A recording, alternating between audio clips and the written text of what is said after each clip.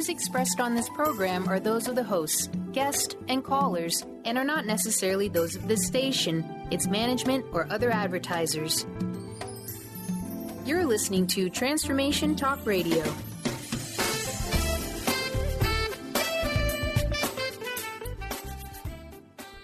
Welcome to Lucid Planet Radio with Dr. Kelly Neff. This hit show will illuminate your senses and empower you beyond your daily stressors and hardships. Renowned psychologist and author Dr. Kelly will captivate you with far-reaching topics and amazing guests as you wake to the greatest version of yourself. Learn to tap into your intuitions, think critically about our world, heal emotional and psychological wounds, and follow your passions to live your dreams. Each week, you'll learn how to navigate the global shift of consciousness and explore the deeper knowledge within. Welcome home. Now here's your host, Dr. Kelly Neff. Hello, everyone. I am Dr. Kelly, and you are listening to Lucid Planet Radio on Transformation Talk Radio and WBLQ 1230 AM, Rhode Island, Connecticut, and New York. Stay with us for the next hour, and let us help you experience healing, inspiration, and creativity. Every week on Lucid Planet Radio, we will have some of the most gifted scientists, healers, speakers, and authors helping you to become the greatest version of yourself and live your dreams. You can find out more at thelucidplanet.com and stream all of our podcasts for free on lucidplanetradio.com, iTunes, and SoundCloud by searching for Lucid Planet Radio. You can also connect with me, Dr. Kelly, on Facebook and Twitter at The Lucid Planet with Dr. Kelly. Also, here at Lucid Planet Radio, we are very pleased to announce that we have recently been picked up by CRN Digital Talk Radio, bringing us to over 11 million homes in the U.S. and over 100 countries, including 25 stations just in Australia. This is a really great time to jump in and to become an advertiser or sponsor of our show. You can just go to the website, thelucidplanet.com, or email me directly at drkellyneff@gmail.com. That's drkellyneff@gmail.com to find out more. Stay tuned. Now, here on Lucid Planet Radio, wow, we have really started out 2016 with a bang, and we have been delving into some of the most relevant and intriguing topics in the study of consciousness, the soul, the spirit, and our place in the universe. And so far this year, we've had some amazing guests here to talk about spirit, consciousness, psychedelics, art, and culture. And today, I'm absolutely thrilled to continue that trend by welcoming a true pioneer, really a legend in the field of psychedelic research and psychiatry, Dr. Rick Strassman, who is the author of DMT, the Spirit Molecule, and many other works in the field. In case you wanted a little bit of background on Dr. Strassman, between 1990 and 1995, he performed the first new United States clinical research with psychedelic drugs in a whole generation, focusing primarily on DMT as well as psilocybin, and he received both federal and private funding to make this happen. He has authored or co-authored approximately 40 peer-reviewed scientific papers, and he has served as a consultant to various government, nonprofit, and for-profit entities. His book, DMT, the Spirit Molecule, which was published in 2001, has sold 150,000 copies and been translated into 12 languages. Wow. And is the basis of a successful documentary that he co-produced, which, of course, we had one of the directors, I believe, Mitch Schultz, on the show a couple months ago. Dr. Strassman is also the co-author of Inner Paths to Outer Space in 2007 and author of DMT and the Soul of Prophecy, which is his most recent book. And he is currently a clinical associate professor of psychiatry at the University of New Mexico School of Medicine and lives in Gallup, New Mexico. So let's please welcome Dr. Strassman to the show. Hi. Hi, Kelly. Thanks for having me on your show today. It's wonderful to have you on the show, Dr. Strassman. I am very excited and a little humbled, and I can't wait to speak with you about all of these topics are so fascinating. Consciousness, the soul, psychedelics. And I think it's really wonderful that we live in a time where this has become such a huge topic across, not just like within kind of new agey or hippie culture movements, but actually in science too. And so this is very exciting to me. Yeah, well, it's interesting. I agree with your appraisal. in a way, it's kind of like a return to the medieval, philosophical milieu, which at one time uh, really saw no difference between science and religion. That the two could be reconciled without any difficulty, and they they could both help place each other in a context that really didn't experience much, dissonance at all. Do you think that that's kind of, I mean, we know we're slowly seeing this kind of integration between spirituality and science. We've got quantum physics and all of these kind of findings that seem to reinforce almost like a soul outside of the body or a consciousness that exists outside of the body. Do you think that we're approaching kind of a transcendence point where we have science and spirituality kind of in a cohesive expression? I think so. With respect to the strengths of the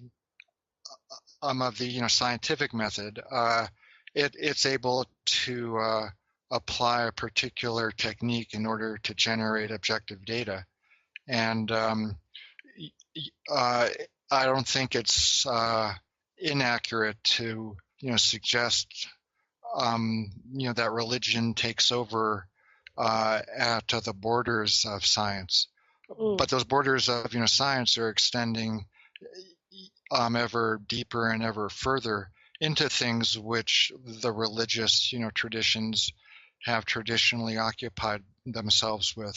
Things like the invisible realms, ethical and moral questions, theology, the nature of the universe, the proper way to live, those kinds of things. So a few of those, or some of those, are now being explored using the tools of science, such as the nature of the usually invisible realms, and the production of religious experience experimentally or clinically, and questions regarding the nature of the soul. What's the difference between life and death? What happens to the mind or the soul after death? So I think as long as the conversation keeps flowing in two directions, we'll be approaching as much of a reconciliation between the two worldviews as possible. Yeah, I thank you for that, because I agree, and I don't think that they're necessarily mutually exclusive. I think that science just gets really pushed to the limit when we're talking about kind of, you mentioned invisible realms. When we're talking about a user's DMT experience where they are interacting with beings in another dimension, we have self-report. Right? But at what point it seems like science can only go so far. Right. I think,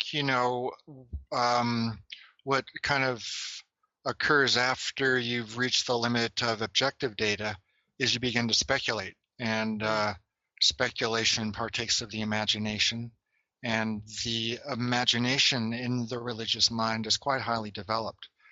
So it can approximate objective data. I think you can start to approximate objective data using subjective imagination, and then through the tools of science you could start comparing the the information obtained through the imagination with what can be obtained through experimental research.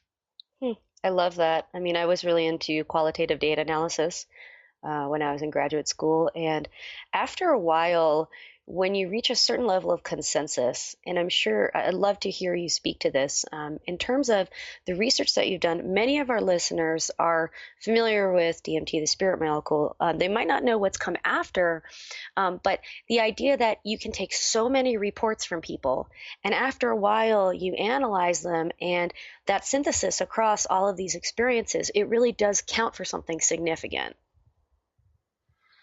Right. Well, if you look at the case of dreams, nobody's really been able to objectively photograph dreams and prove that they are objectively real.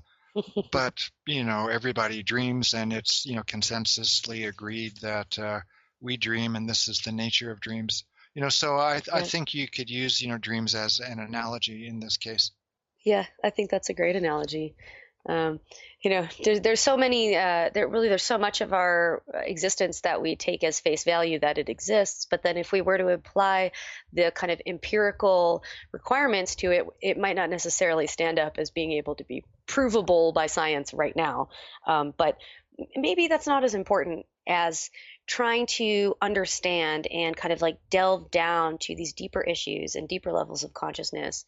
And I think, I guess my question for you is, what is your goal kind of with where your research is right now?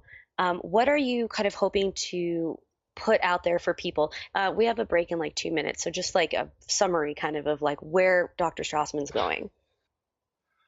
Well, I think that as important as the existence of these states, these highly altered states is, I think the important thing is what they're trying to teach, what is the information contained in those states that otherwise isn't accessible. Mm-hmm. And so that's what I've been focusing on for the last few years, and what I hope to keep on getting out there. That's awesome. And I mean, for those of us out there who aren't familiar, how many participants would you say over the course of, say, the last 20 years have you had in your studies on psychedelics and DMT? Oh, well, it's been a long time since I've done hands-on research. Actually, I wrapped up my studies in New Mexico in 1995. Mm-hmm. But when I did run the studies, we started in 1990 and ran about, 6 people through around, 400 doses of the drug at, varying strengths. Wow. Well, we're going to talk much more about a little bit more about the research protocol when we come back from the break. So I am Dr. Kelly, and I'm here with Dr. Rick Strassman talking about DMT, the soul, consciousness, and so much more. So stick with us, and we will see you in a couple minutes.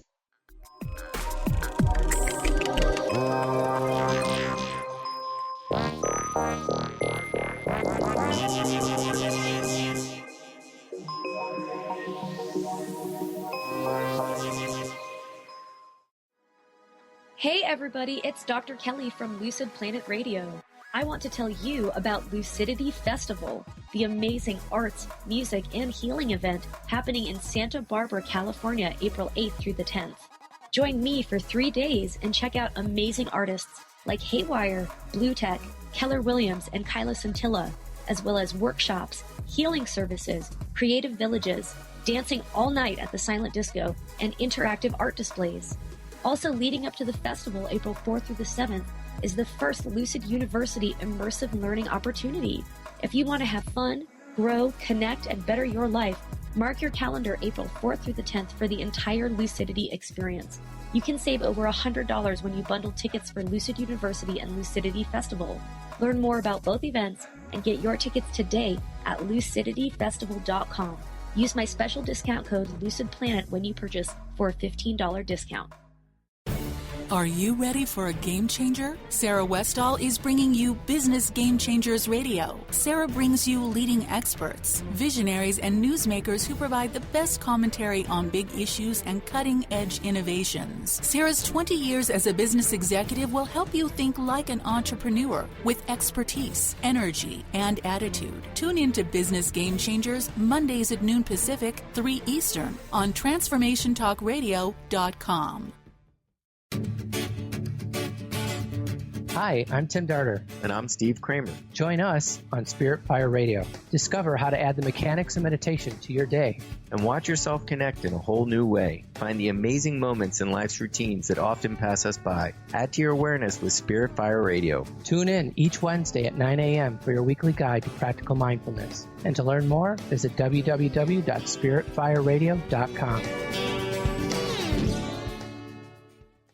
Introducing the Lucid Planet, a digital gathering place featuring cutting-edge, high-vibrational content that will empower and inspire you to become the greatest version of yourself. Visit the Lucid Planet today to stimulate your mind, body, and soul as you connect with a global community of like-minded people. The Lucid Planet is edited by renowned psychologist and author Dr. Kelly Neff, who is here to help you cope with anxiety, connect to your higher purpose, uncover your true passions, and live your dreams. Dr. Kelly's fresh, compassionate perspective emphasizes growth, transformation, healing, and thriving. Even in the face of adversity, say goodbye to bad news and low vibrational media for good and become part of the larger collective of people working together to navigate the global shift of consciousness and transform the world from within. Join the planet, the Lucid Planet. Visit thelucidplanet.com. Welcome home.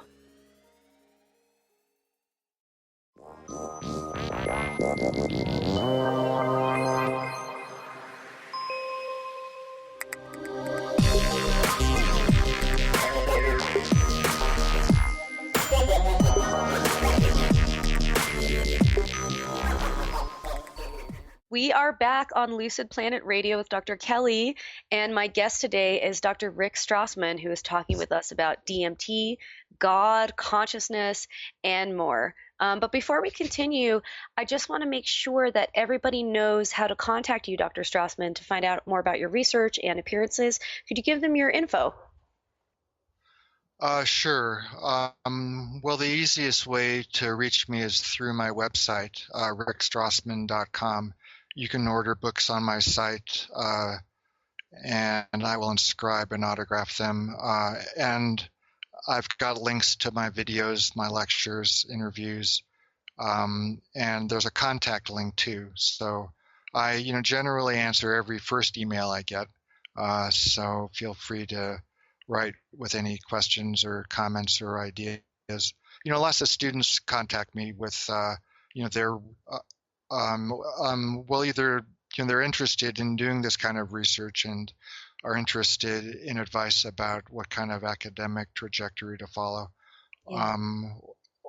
or they're at the point of being able to do research and want to bat ideas regarding specific experimental, questions and protocols. Are you seeing an influx of students coming in wanting to do, like psychedelic research or psychedelic psychiatry? Yeah, I'd say once a week I get a query from a high school student or a college student who either read the DMT book or watched the DMT documentary, and they're inspired to continue their studies and pursue psychedelic research. Awesome. I would say it's been holding pretty steady for the last 5 years or so. Those kinds of queries were rather rare early on, but they increased and they seem to be holding pretty steady. Well, many people in the field really credit you and what you were able to do by getting that kind of like first approval for many years to study psychedelics in the United States. And many people really credit you with kind of helping to start this we're kind of in this like new psychedelic renaissance revolution that's happening maybe in the last, say, 20 years. And it seems to just be exploding. More and more studies are getting approved, and the climate seems to be changing. Organizations like MAPS are doing a lot of work across all different types of psychedelic medicine. So I guess my question for you, so thank you, first of all. And then, but my question for you is, my question is, what was it like to get that first approval from the federal government? Well, I mean, obviously it was great, and I could hardly, believe that things had actually gotten that far. But, maybe I could give a little background about how I got interested in the field. Yes, that'd be great. And the long and winding, road to, finally getting approval to do the DMT work. Sure. Well, so I went to college on the West Coast in the late 60s, early 70s. And, there were two new technologies for altering consciousness that were entering, the Western mind at the time, especially,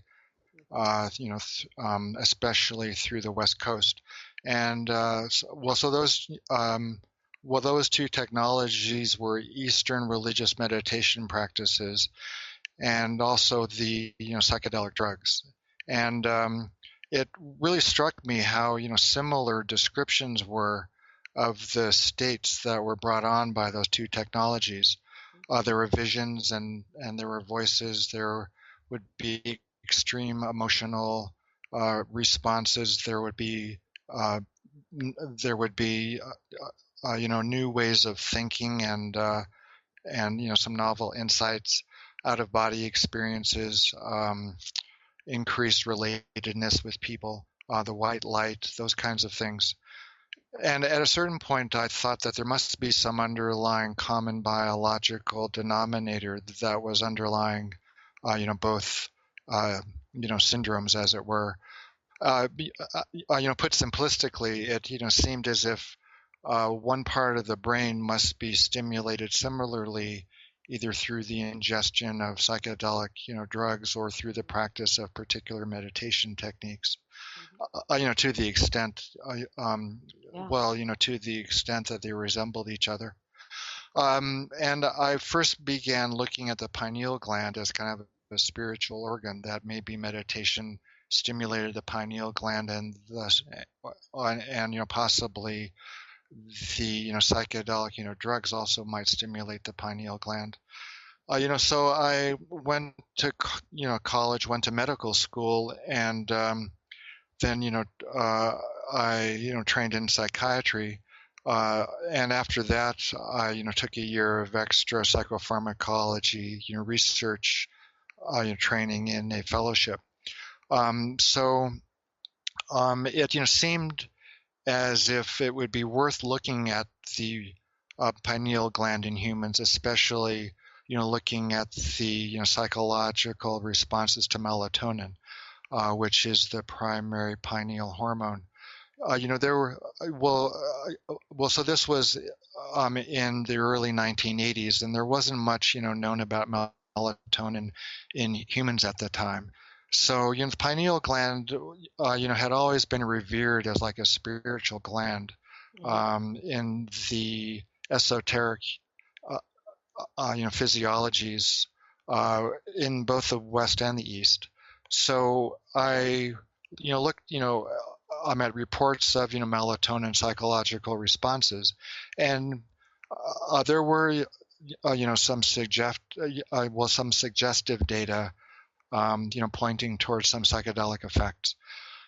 So we gave melatonin, we took it away, we looked at a number of biological and psychological variables, but there wasn't much in terms of psychedelic responses to melatonin, even when we gave rather high doses. So we established, and a couple other groups at around the same time established that pharmacological doses of melatonin were sedating. So I kind of gave up on melatonin having psychedelic effects or being some kind of a spiritual compound. And in the meantime, I learned about DMT, which is also made in the body, especially the lungs.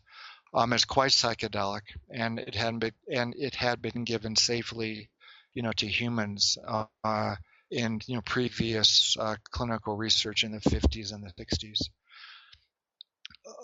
So I was interested in DMT because it was a psychedelic compound.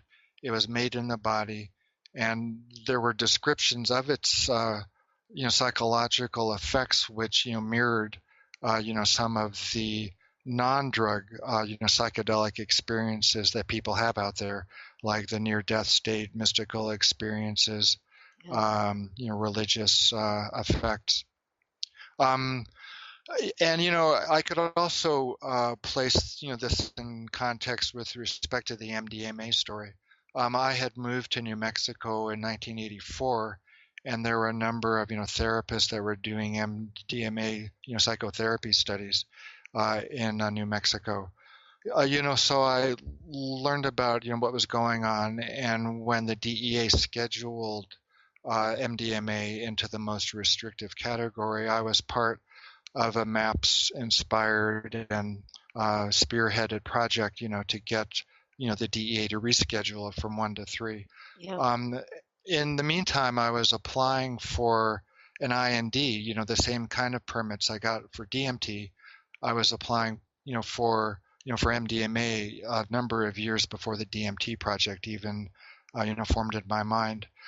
But the FDA was incredibly, closed to the idea of giving MDMA to humans because of the emerging, data in lower animals that the drug was neurotoxic. So I, tried for a couple of years to get an MDMA study off the ground, but it was just, too frustrating. And in the meantime, I had, performed the melatonin study, had applied, for permits to give DMT. And at a certain point, the FDA, I think it was even after I left New Mexico in the late 1990s, that I received a letter from the FDA asking me if I wanted to withdraw my MDMA application. So, that's, Thanks, kind of, guys. to put the DMT, MDMA, resurgence of, psychedelic, research, and I'm into some context. Oh my goodness, that's quite the journey. And so when did they approve the DMT study? And we only have like a minute left, just FYI. Sure. Well, let's see. I submitted all of my paperwork in 1988, and then I finally got approval in November of 1990. 1990. And do you think that was because, like you said, of the previous studies that they did in the 50s and 60s with DMT, or for some reason, I know MDMA just had this like massive blockage, but DMT, maybe they thought, it was safer or it was less threatening, or why do you think that they approved it more rapidly? Well, there are a number of reasons, and I could start answering that question, before the break, and I'd like to continue it afterwards. Yeah, let's talk about it. Why don't we do this? Yeah, let's talk about it after the break, and that way we'll have more time to expand upon it. So I'm Dr. Kelly, and you are listening to Lucid Planet Radio, and when we come back, Dr. Rick Strassman will explain to us more about DMT, consciousness, and the soul. So stay tuned, and we will be right back.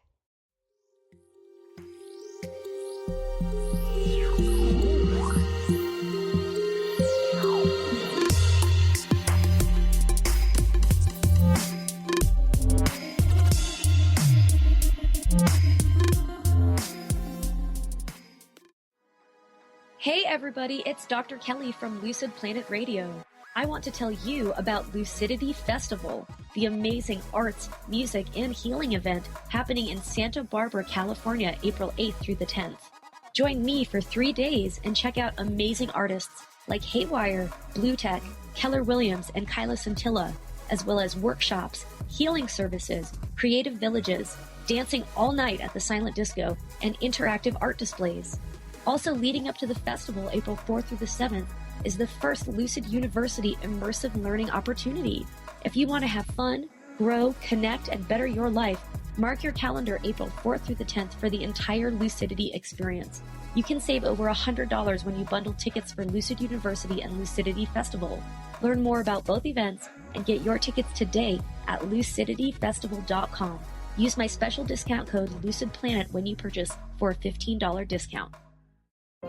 Awaken to your radiant, authentic self. For over 15 years, Soul Purpose Advocate Nancy Monson has been focused on leading change in the lives of those looking to live their true purpose. She is devoted to supporting people in living a soul-directed life every day. Let Nancy help you overcome fear, worry, and doubt. Visit everydayspirituality.com to learn how Nancy can be your Soul Purpose Advocate. Tune in to The Jen Royster Show, intuitive guidance to inspire your life, each Thursday at 8 a.m. Pacific and 11 a.m. Eastern on TransformationTalkRadio.com. This amazing show is an inspirational hour that will take you on an epic metaphysical journey to discover the spiritual approach to life's greatest challenges. Dr. Jen is an internationally known intuitive counselor, spiritual teacher, and energy healer. Call in for intuitive readings and visit JenRoyster.com for more information. There are so many resources out there for meditation. But did you know that Atana's Heart Earth Healing Meditation is available for you for free? Yes, that's right. You can receive this free healing meditation today from Atana Badili. All you need to do is visit his website, atanamethod.com. That's ATAANA method.com, and sign up. You will receive your free meditation instantly. That's atanamethod.com. Are you ready for a game changer? Sarah Westall is bringing you Business Game Changers Radio. Sarah brings you leading experts, visionaries, and newsmakers who provide the best commentary on big issues and cutting-edge innovations. Sarah's 20 years as a business executive will help you think like an entrepreneur with expertise, energy, and attitude. Tune into Business Game Changers Mondays at noon Pacific, 3 Eastern on TransformationTalkRadio.com.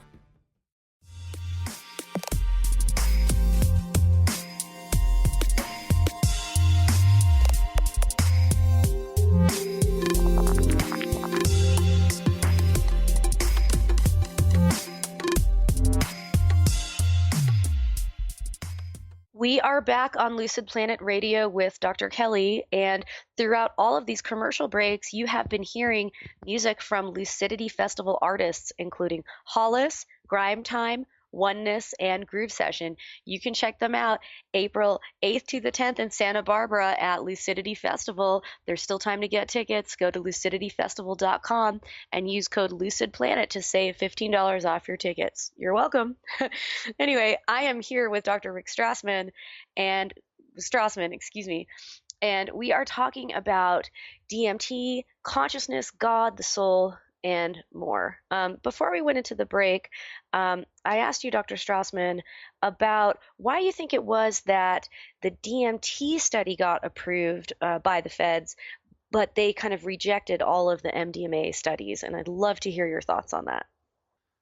Yeah, I think it's for a number of reasons. One of them is the drug. DMT had been given safely before in human studies. And there wasn't any evidence of neurotoxicity, major prolonged adverse effects. And it had been studied in animals quite a bit, and also had not, demonstrated any major toxic effects. And so that made it possible to be able, to propose a human study without going through a lot of animal, pre-testing, which is the case with a new drug. And I think it also had to do with the study itself. It was purely a psychopharmacology study. It was a descriptive, mechanistic study. I was going to use normal volunteers, rather than patients, and we were just going to characterize the effects of the drug, rather than do therapy or produce a mystical experience. Yeah. I think also the study was approved, because of my track record as a clinical research scientist. My training was good. I had finished up the melatonin study. I'd gotten some grants. I'd published some papers. So they knew I could do human research.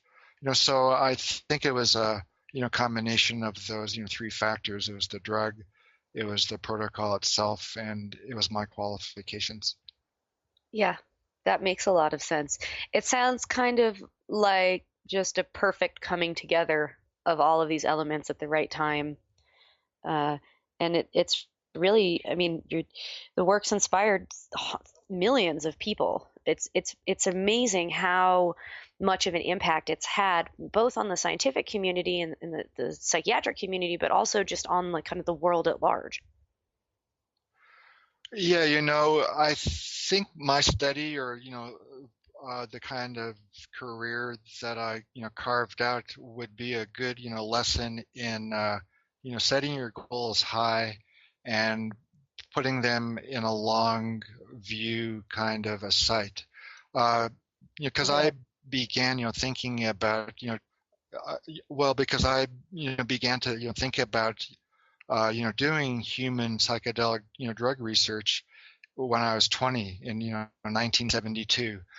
So I went to medical school with the long-range plan of doing this kind of research. I went through my psychiatric training with the long-range view of doing this kind of research, and then got extra research training in order to get myself qualified to do my studies. And even the melatonin work in a lot of ways was groundwork, and that took another 3 years. So I started with this idea in 72 and gave our first dose of DMT in late 1990. So Wow. I think it bespeaks the benefit of persistence, keeping your cards close to your chest, and going to school for as long as you possibly can. I love that. You hear that, everyone? You can do it, but you really, really have to commit.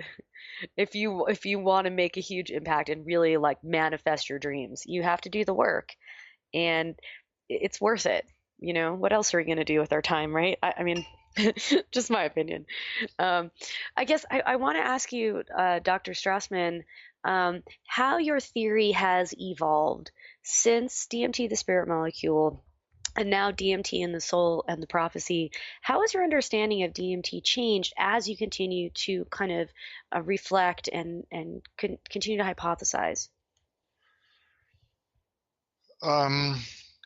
Well, I began my DMT study, kind of, bringing in a number of, models to explain what was happening. And ultimately, I didn't really find that any of them were all that great. So I then kind of branched out into what I've been doing for maybe the last 20 years or so. But with respect to the models I had, brought to bear on my research, all three of those, ultimately, posited the unreality of the experiences that people were having on DMT. One of the most striking elements of the DMT experience, well, I guess there's a number of striking aspects to the DMT experience. One of them is, the nature of the world that people seem to enter into.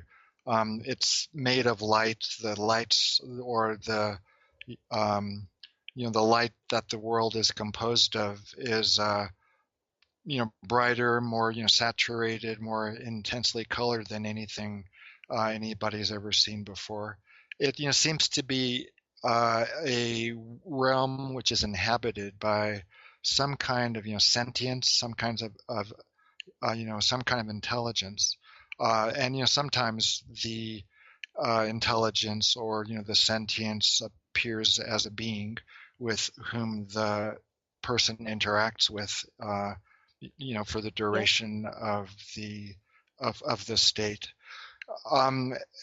And the other thing which is so striking about the DMT experience is the feeling of reality. It feels as real or more real than everyday reality. So it was the combination of those two properties which I tried to place or understand within the three models that I had begun, my research with, and so those three models were the psychopharmacological model. In other words, the experience of the DMT world was your brain on drugs, basically. That there were parts of the brain that were being activated or turned off through the chemistry of DMT, and everything was just being generated in the brain, as opposed to the brain's receiving characteristics changing in order to be able to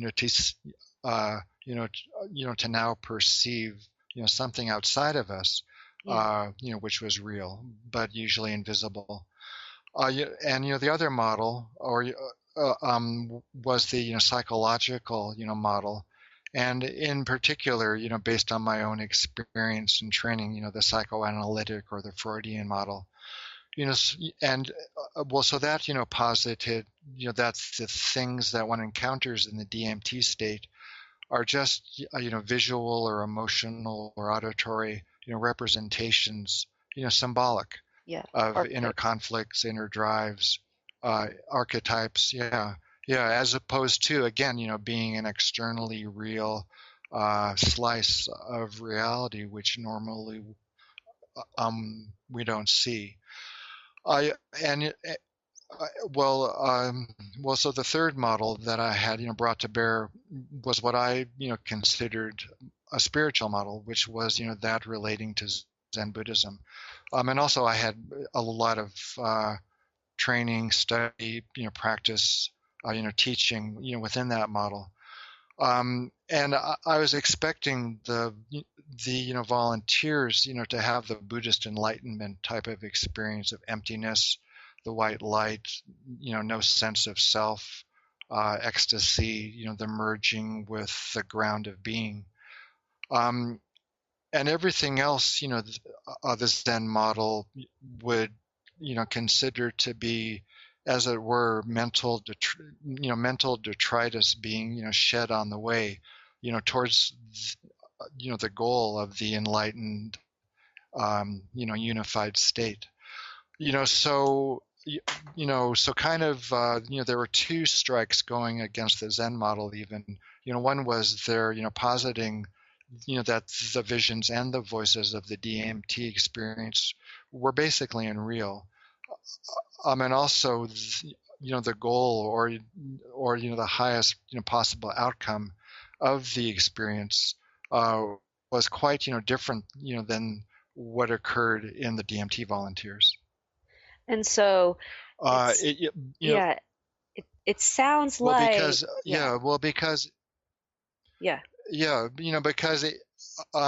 the DMT state, it's extremely interactive, it's extremely relational, and that was as far as people got. It was the ultimate DMT experience, as opposed let's say to the Buddhist notion of the white light, the formless, empty state without any sense of self.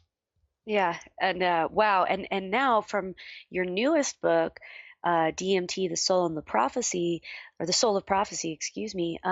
It looks like, and I'm totally fascinated by this idea. You have this kind of model that we can draw these conclusions between DMT experiences and the prophetic visions described in the Old Testament. And we are going to take a quick break, and when we come back, I'm hoping that we can touch upon kind of the new direction here and the understanding that you've come to. So stay with us on Lucid Planet Radio. We'll be right back while wrapping up the show with Dr. Rick Strassman.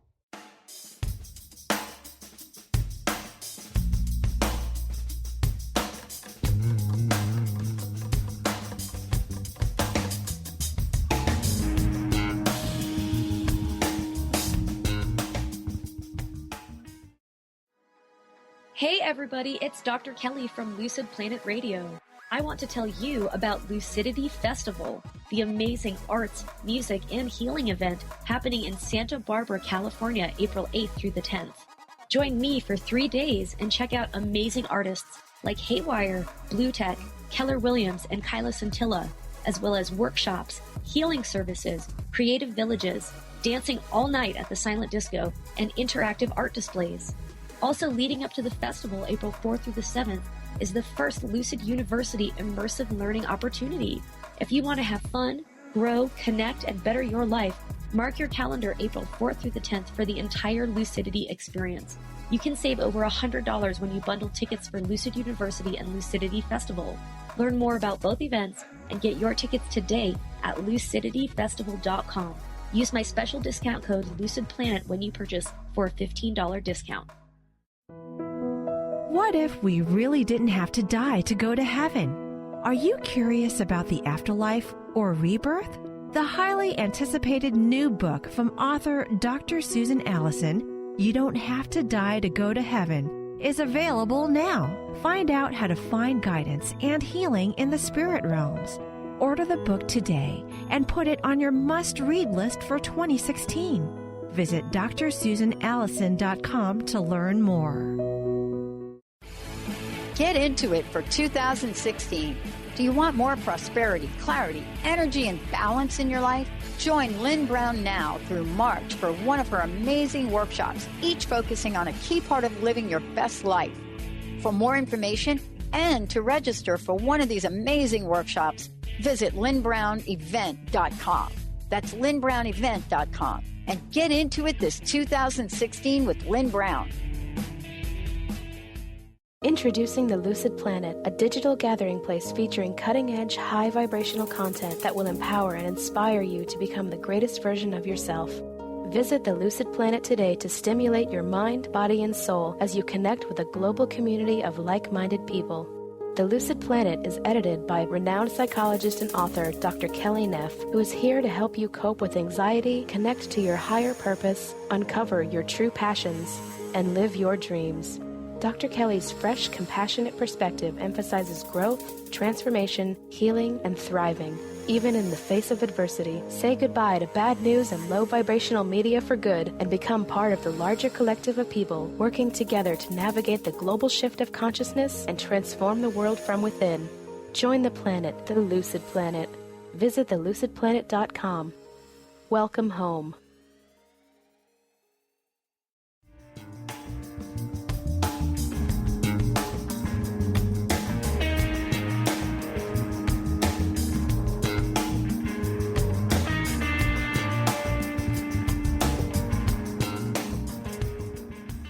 Welcome back to Lucid Planet Radio with Dr. Kelly. I am here with Dr. Rick Strassman talking about theories and models of the DMT experience, God and the soul and consciousness. Wow, this has been an awesome show. And when we left off, I had mentioned that Dr. Strassman's kind of the understanding that he's working with right now is quite a controversial one.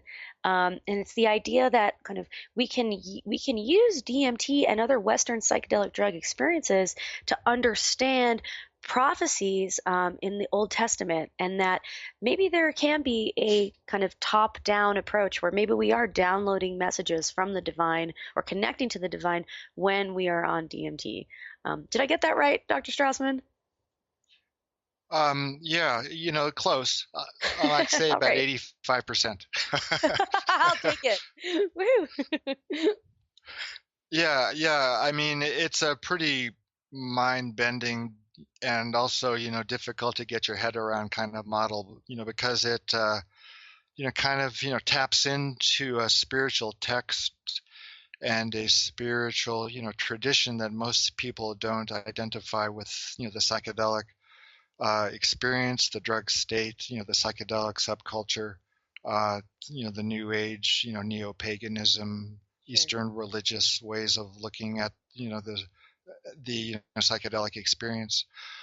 But well, I kind of studied all those models to understand and integrate the effects of DMT, and I was not fully satisfied with any of them. I'm either because they went against the grain of the experience, in the case of Zen practice or Zen study, or else they, denied one of the most essential features of the DMT experience, which is its sense of reality. So that included all three of the models: the Zen model, the psychoanalytic, and the biological psychiatry model. So I kind of looked into some of the new physics ways of understanding usually invisible realities, and kind of examined theories of dark matter and parallel universes. And I think those were helpful mechanistically, but they didn't really help with some of the larger questions like why are things designed in this way? For example, why does DMT, if it does provide us to access parallel universes or dark matter, why things are configured that way? So the existential kinds of questions, the philosophical kinds of questions weren't answered, or, weren't even, raised within a scientific model. And also the, scientific models weren't, designed to probe what the meaning or the, value of the information contained in those states might be. So for both of, those reasons, I started to think that I would use, the religious model as, kind of, my default, and then started to study Judaism again. I was raised Jewish, had a smattering of knowledge of Hebrew by the time I was bar mitzvahed, but had kind of, dropped it. I had, gone off to Zen for 20 years. And was, studying psychiatry and pharmacology. So I, began to read the Hebrew Bible, and the notion of a prophetic state began to dawn on me, because it, seemed as if, the prophets, Moses, Isaiah, Ezekiel, Jeremiah, experienced, visions and voices, and they interacted with usually, non-visible entities and beings, God or God's angels. So it, began to, look like a DMT experience, in, some ways anyway. I mean, obviously the kind of information which is transmitted in the Hebrew Bible is profound. It's, lasted 3,000 years, continues to exert an influence on all aspects of, civilization, our art, our theology, philosophy, economics, law and aesthetics, poetry, wisdom, all those things. As compared, to the information which is coming out of, the psychedelic experience, which is valuable, but isn't, I think, anywhere, nearly as, highly articulated and influential and, perennial as the information contained in the Bible. So I started, comparing. No, you go. You continue. You're fine. Well, go ahead. Oh, I was just going to ask, Well, yeah. So I. Yeah. Well, I mean, I could just, go on a rant, and it would be, I think it would be more, valuable, if I guess you ask your question. One of the basic questions that comes to mind is, are you saying that you think that the prophets were using psychedelics, or is it more that the model in the Old Testament is something that we can use to understand psychedelic use today? Yeah, well, I think there isn't a need to look for external, sources of DMT when looking at the experiences of the prophets in the Hebrew Bible. Okay. One of the strengths of this, theory is the fact that DMT is, produced in the human body.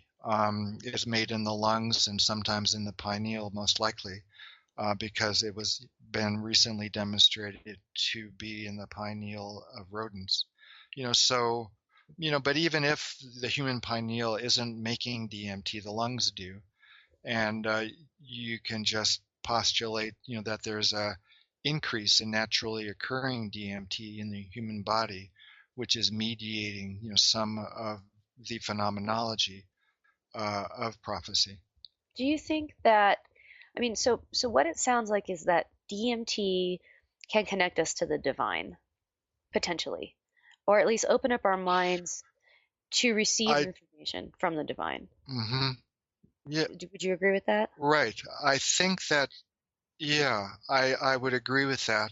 Oh, and one thing too is that it's important to use, or, to clarify, my, definition of, prophecy.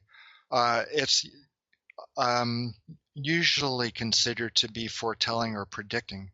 But if you kind of expand the idea to include any spiritual experience which is written in the Hebrew Bible, it could be any spiritual state, or any of a spiritual states, characteristics, such as inspiration, visions and voices, out of body experience, extreme emotions, interacting with beings, asking questions, getting answers, those kinds of things. So it is a much more expansive, definition than purely predicting or foretelling the future, which, can occur in the prophetic experience, but, not always. Man, I just want to say, we are so close to being out of time, and I still feel like I have so many more questions for you, Dr. Strassman. Will you come and do another show with us in a couple months? Will you come back on? Can we do? Sure. Yeah? Yeah, I'd be awesome. I'd be happy to, yes. Cool. There's still so much I want to talk about, but we have like about a minute left. What are your closing thoughts? Let's do that. My closing thoughts. Well, I think one should keep an open mind when thinking about the psychedelic experience. I think that's an awesome piece of advice. We don't know. And the more anyone kind of experiments with psychedelics, we kind of understand that there's a lot that we don't know. And science doesn't have necessarily all the answers, and maybe neither does religion, but there's a possible synergy here. And, whether psychedelic experiences can connect us to the divine or if it's just DMT, it's hard to say, right? That's right. I think we're just beginning to, probe around in objective manner and try to understand what the psychedelic state, especially that brought on by DMT, consists of and what it's trying to tell us.